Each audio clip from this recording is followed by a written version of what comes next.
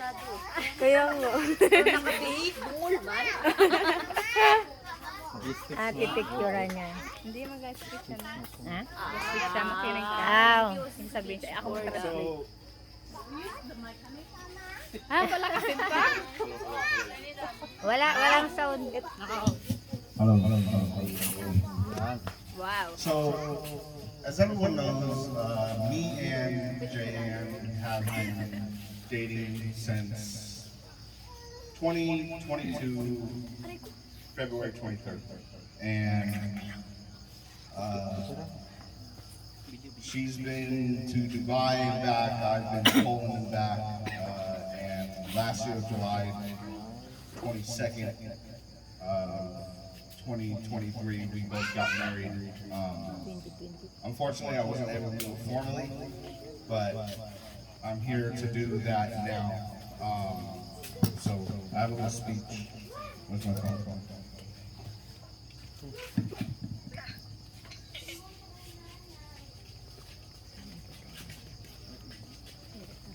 Sabi niya na ano daw, hindi niya daw nagawa yung dati yung pinasal sila, kaya gawin niya daw ngayon. So today is a very special day for me. I wanted to ask Nanay for your daughter's hand in marriage. Kamay na nag-blessing. I know that we are already married on paper, but I wanted to do it formally. So here it goes.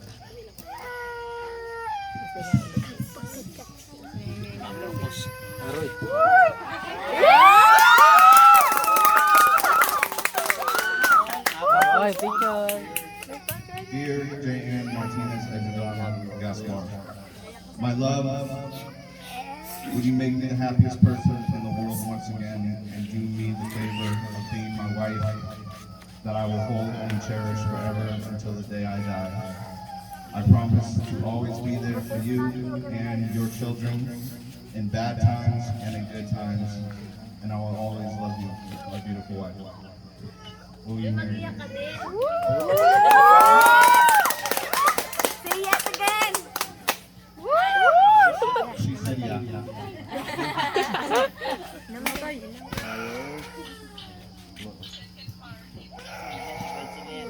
Ayan.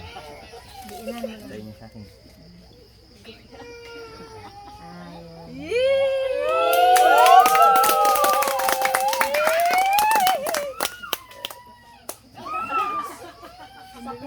Palitan sila ng singking. May nagawala rin. Dadaanin mo lang din.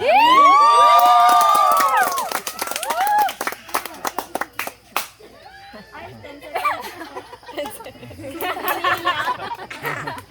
Nagyak mo lang.